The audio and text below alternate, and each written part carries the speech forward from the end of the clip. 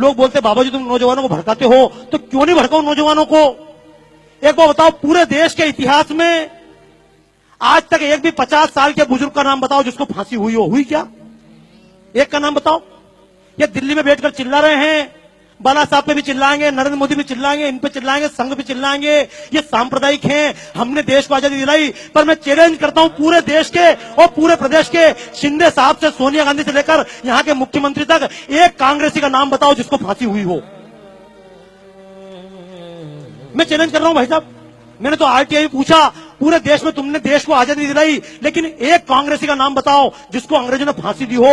अंग्रेजों ने केवल लाठी नहीं खाई, डंडे नहीं खाए, केवल मक्खन और अंडे खाए हैं।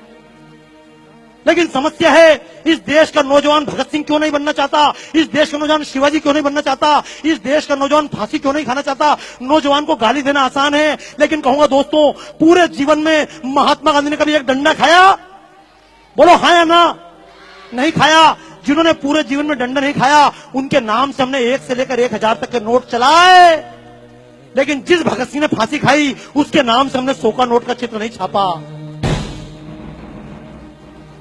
हमने शिवाजी के नाम से 50 का चित्र नहीं छापा।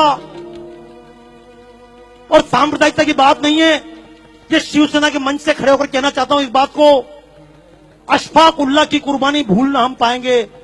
क्योंकि लोग सीधा आरोप लगाते हैं, तुम तो मुसलमान के खिलाफ हो, तुम सांप्रदायिक हो। तो एक बात कहना चाहता हूं आज इस पुण्यतिथि के अवसर पर, कि अशफाक उल्लाह की कुर्बानी भूलना हम पाएंगे। जब अशफाक उल्लाह खान लड़ रहा था आजादी के मैदान में, तो मुल्लों ने समझाया था, कठ मुल्लों ने, अरे अशफाक क्यों इसके लिए जान देते हो, तुम तो मुसलमान हो। तो अशफाक उल्लाह खान ने कहा था, कुछ आरजू नहीं है, बस आरजू यही है, रख दे कोई जरा सी खाके वतन कफन में। मर गया अशफाक उल्लाह खां। लेकिन ये मुसलमान के नाम से वोट लेने वालों ने आज तक अशफाक उल्लाह खां के नाम से 10 रुपए का नोट नहीं चलाया। इस देश की लड़कियां, झूठ मत बोलना, पूछना अपनी बच्चियों से, क्यों लव जिहाद के चक्कर में फंस जाती हैं। लक्ष्मीबाई नहीं बनना चाहती, जीजाबाई नहीं बनना चाहती, केट ने केप बनना चाहती, दीपिका पादुकोण बनना चाहती। क्यों? क्योंकि जिसने देश के लिए ये प्राण दिए, जो मैदान में लड़ते लड़ते मरी, उस लक्ष्मीबाई के नाम से हमने 1 रुपए का नोट नहीं चलाया।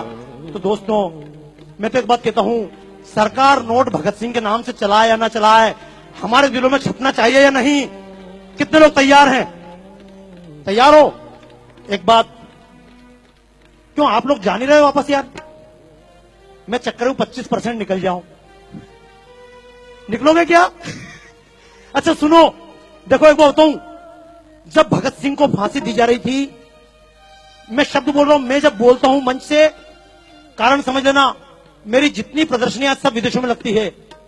राजू निवल जी से बात चल रही थी, बाबा जी आपकी प्रदर्शन लगाएं, तो मैंने कहा मेरी प्रदर्शनी भारत में नहीं लगती। बोले क्यों नहीं लगती है? मैंने कहा जब भारत में कोई बात बोलता हूं तो लोग बोलते तुम सांप्रदायिक हो, और जब अमेरिका में खड़े होकर बोलता हूं तो लोग बोलते बाबा जी आपने हमारी आंखें खोल दी।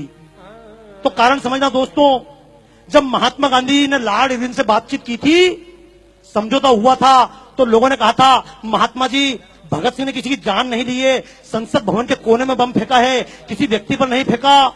आप भगत सिंह की माफी के लिए बात करो, शर्त रखो, भगत सिंह को माफ करो। तो महात्मा गांधी ने कहा था, ये भगत सिंह, ये अशफाक उल्लाह खां, ये क्रांतिकारी, ये चंद्रशेखर आजाद, ये क्रांतिकारी आतंकवादी हैं।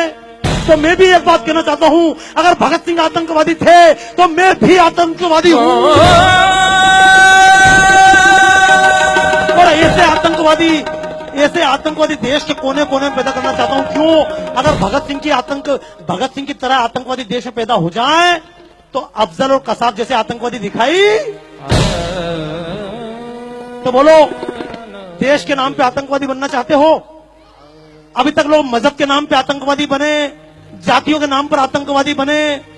हालांकि आतंक का मतलब यह नहीं कि बम लेकर निकल जाना, मारोगे किसको मारोगे? देशवासी को मारोगे क्या? लेकिन कम से कम और किसी को मारो मत मारो, अपने स्वार्थ को मार लेना। जब कभी वोट देने जाओ तो जाति देखकर वोट मत देना।